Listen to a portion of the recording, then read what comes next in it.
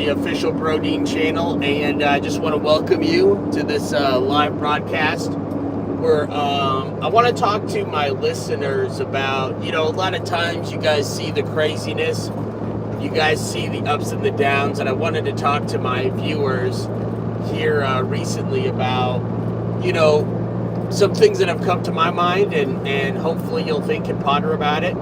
And hopefully, I think a lot of my followers may not be completely Christian, so I want to tell you guys kind of a little bit about my testimony. I grew up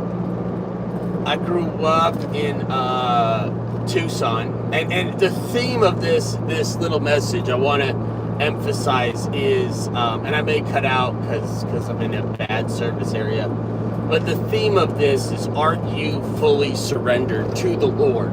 Are you ready to do what it takes for the Lord? Because a lot of times the people who watch my YouTube and stuff like that, they just, there's craziness, there's this, there's that, but I want to take some time. Hopefully you'll focus on this message and not my face. That's why I kind of turned it off. But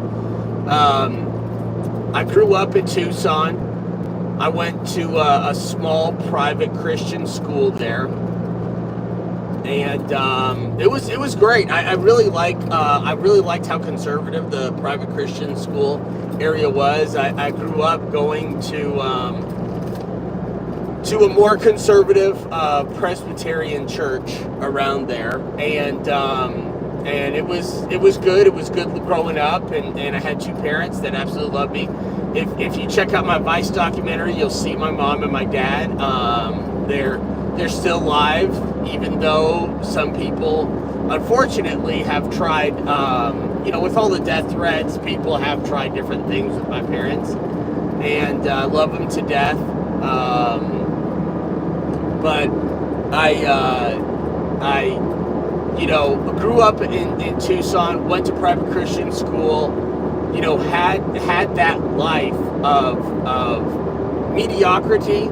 It really wasn't until my junior year of high school, sophomore to junior year, where I decided to be fully surrendered to the Lord. And I don't mean fully surrendered doesn't mean yelling at people, calling women whores, saying homosexual or saying faggot or whatever. But I had gotten to the place where I was really getting serious about the Lord.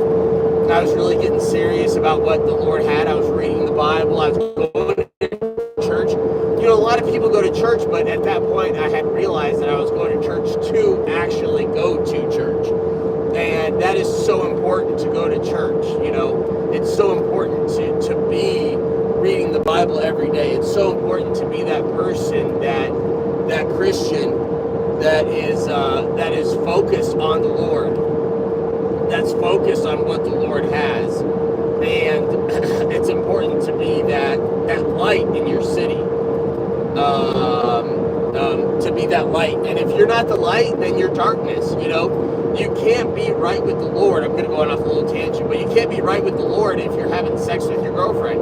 You can't be right with the Lord if you're a racist, if you hate people just because of their race. You can't be right with the Lord.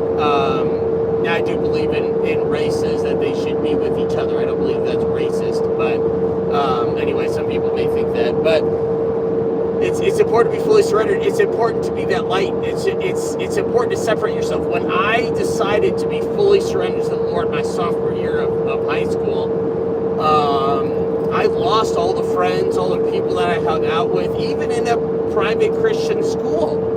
I lost those people that I thought were cool. I lost those people who I wanted to hang out with, the people who we didn't really party, but there was times where we would hang out and just play video games, and it just wasn't godly. It wasn't a Bible study. It wasn't what I should be seeking.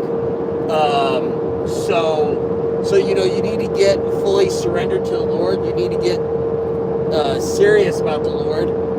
And I'm kind of seeing the comments, but I can't really pay attention to them too much because I've got some other stuff going on. I got to focus on my message for you guys. So did call.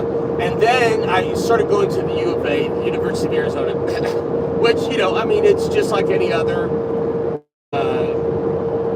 I don't know, evil place. And here, let me